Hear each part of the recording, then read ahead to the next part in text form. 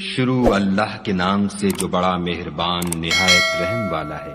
جو چیز آسمانوں میں ہے اور جو چیز زمین میں ہے سب خدا کی تسبیح کرتی ہے، اسی کی سچی بادشاہی ہے اور اسی کی تعریف لامتناہی ہے اور وہ ہر چیز پر قادر ہے۔ وہی تو ہے جس نے تم کو پیدا کیا، پھر کوئی تم میں کافر ہے اور کوئی مومن، اور جو کچھ تم کرتے ہو خدا اس کو دیکھتا ہے۔ اسی نے آسمانوں اور زمین کو مبنی بر حکمت پیدا کیا، اور اسی نے تمہاری صورتیں بنائیں اور صورتیں بھی پاکیزہ بنائیں، اور اسی کی طرف تمہیں لوٹ کر جانا ہے۔ جو کچھ آسمانوں اور زمین میں ہے وہ سب جانتا ہے، اور جو کچھ تم چھپا کر کرتے ہو اور جو کھلم کھلا کرتے ہو اس سے بھی آگاہ ہے، اور خدا دل کے بھیدوں سے واقف ہے۔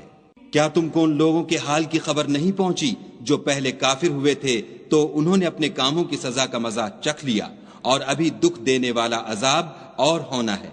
یہ اس لیے کہ ان کے پاس پیغمبر کھلی نشانیاں لے کر آتے تو یہ کہتے کہ کیا آدمی ہمارے ہادی بنتے ہیں، تو انہوں نے ان کو نہ مانا اور منہ پھیر لیا، اور خدا نے بھی بے پرواہی کی، اور خدا بے پرواہ اور سزاوار حمد و ثنا ہے۔ جو لوگ کافر ہیں ان کا اعتقاد ہے کہ وہ دوبارہ ہرگز نہیں اٹھائے جائیں گے۔ کہہ دو کہ ہاں ہاں میرے پروردگار کی قسم تم ضرور اٹھائے جاؤ گے، پھر جو جو کام تم کرتے رہے ہو وہ تمہیں بتائے جائیں گے، اور یہ بات خدا کو آسان ہے۔ تو خدا پر اور اس کے رسول پر اور نور قرآن پر جو ہم نے نازل فرمایا ہے ایمان لاؤ، اور خدا تمہارے سب اعمال سے خبردار ہے۔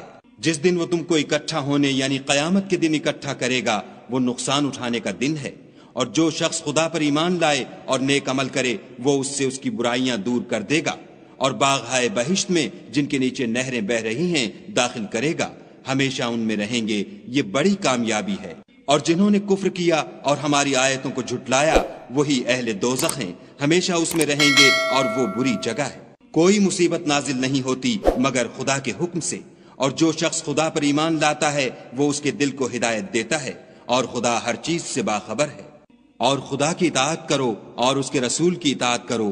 اگر تم منہ پھیر لوگے تو ہمارے پیغمبر کے ذمے تو صرف پیغام کا کھول کھول کر پہنچا دینا ہے۔ خدا جو معبود برحق ہے اس کے سوا کوئی عبادت کے لائق نہیں، تو مومنوں کو چاہیے کہ خدا ہی پر بھروسہ رکھیں۔ مومنوں، تمہاری عورتوں اور اولاد میں سے بعض تمہارے دشمن بھی ہیں، سو ان سے بچتے رہو، اور اگر معاف کر دو اور درگزر کرو اور بخش دو تو خدا بھی بخشنے والا مہربان ہے۔ تمہارا مال اور تمہاری اولاد تو آزمائش ہے، اور خدا کے ہاں بڑا اجر ہے۔ سو جہاں تک ہو سکے خدا سے ڈرو، اور اس کے احکام کو سنو اور اس کے فرما بردار رہو، اور اس کی راہ میں خرچ کرو، یہ تمہارے حق میں بہتر ہے۔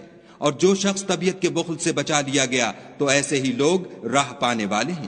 اگر تم خدا کو اخلاص اور نیت نیک سے قرض دو گے تو وہ تم کو اس کا دو چند دے گا، اور تمہارے گناہ بھی معاف کر دے گا، اور خدا قدر شناس اور بردبار ہے، پوشیدہ اور ظاہر کا جاننے والا، غالب اور حکمت والا۔